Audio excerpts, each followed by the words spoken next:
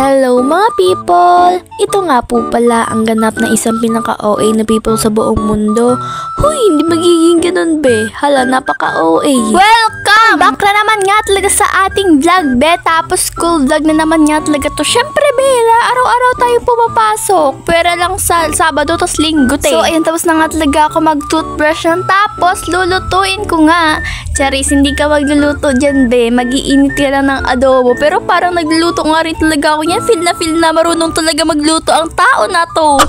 Ayan guys, luto na nga po pala dyan yung ininit kong adobo. Super sarap nga yan be. Kaya maya-maya nga ay kakain na nga rin talaga ako nitong ulam na to tapos kanin. Alangan naman hindi ka kumain ng kanin be. Di wala kang energy nyan.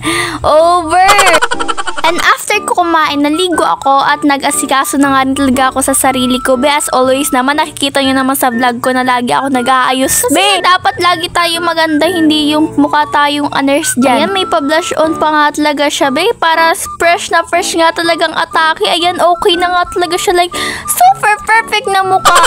Tapos, be, nalimutan ko nga talaga na itigil tong video na to. Tapos, pagpalit ko nga talaga sa lola ko ng pera. Ayan, be, naka-video pa nga talaga. Maya-maya nga, te, ay umalis na rin talaga ako sa aming bahay para pumunta sa school. Malamang be, saan to ba tayo pupunta yan?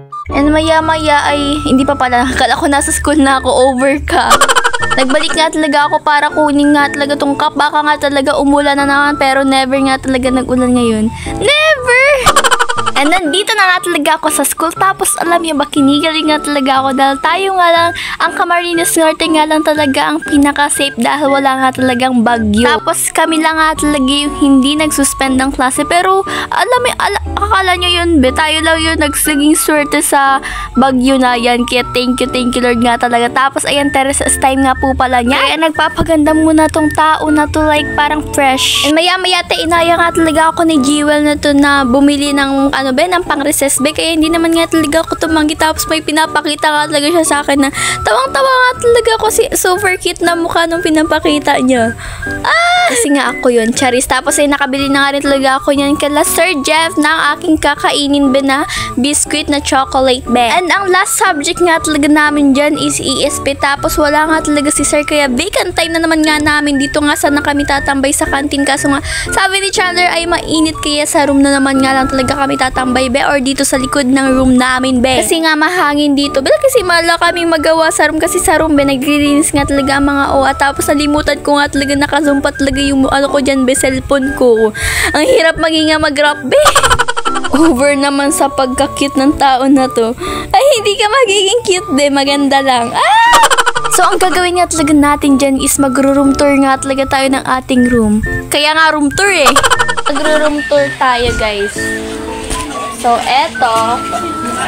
Kaya, simulan na natin nga talaga natin. Ano daw? Simulan na natin ang pag-room tour. Tapos, sabi ko nga talaga sa inyo is naglilis nga talaga yung mga klasiko sa loob ng room namin. Like, super sisipag talaga. Nagpo-floor wax pa nga talaga sila. Tapos, yung mga upuan is nakagilid. Kasi nga, lilinis sila para makalinis sila ng maayos. And dito naman is yung area ni ma'am. And like, super sisipag talaga ng mga tao na to. Like, super over talaga. Pakikita ko sa kanila kung gaano kayo kasipag. Para makita ng mga tao na hindi lang kayo puro aral. May kasipagan din kayo maglinis. Grabe naman sa kasipagan. Minsan nga talaga mag-floor wax tong mga tao sa room namin. Tapos ayan, dun nga talaga is may CR. And yan si Jewel ba, nagkukuha na nga ng pulbo sa aking bag. Tapos dun nga talaga nakalagay yung mga lista ng mga class officer. Tapos may salamin nga rin dito kung kailangan mo magpaganda. Katulad dito, nagpapaganda yan si Jewel kahit maganda na. Over! Tapos dito sa labas is may parang upuan dyan kung pwede kang tumambay. And dito, ito nga yung sinasabi kong likod ng room namin na pwede ka dito magsunog. Kasi nga dito naman talaga nagsusunog ng mga basura be. Ang hirap talaga maging over ka. Kaya dito na nga talagang tatapos ang ating pag-room tour. Yun lang mga nangyari sa araw na to. And thank you for watching. Baba! Over ka. Yung pagro-room tour lang ang natapos, be, pero itong vlog hindi pa. So, ayun, naglalakad na nga rin talaga kami. Papunta kala Ate Jenny and kakain na naman nga talaga tayo dito, o, diba? Dati na nga talagang ulam namin. I mean namin or natin. Over kasi nga, kundi yung mga kaibigan ko, yan nga din talaga yung ulam pastil na may kanin. Pagbalik ko sa room namin ay may tinitinda nga talaga dito si Janela na pulburon. Tao kaya naman bumili ako kasi nga gusto ko rin naman tikman. Like, super sarap naman, be. Kaso nga, ito talaga yung nangyari. Like, ay, over ka. Alam niyo naman yung parang naghihigop ka sa pulburon, tapos alam niyo na yung mangyayari, be. Like, ganito. Madali lang si Chris. Magawa ka lang ng essay. Oh, di ba, like, super, ang sakit ka nga talaga sa lalamunan, like, gumara, like, kung unang higop mo is dumiretso nga talaga sa lalamunan mo, ganun nga talaga yung feeling, tapos hindi na nga natitigil yung pag-ubo mo, be. Grabe talagang pagsalita. Palipat na nga rin talaga kami nito sa room para sa first subject naman sa hapon, tapos nagtatago nga talaga ako sa aking kaplex. Like, kunwari ba ako yung mga sikat ba na artista? Over ka, hindi ka magiging ganun, Charis. Oo, yan. Guys, vacant time na naman.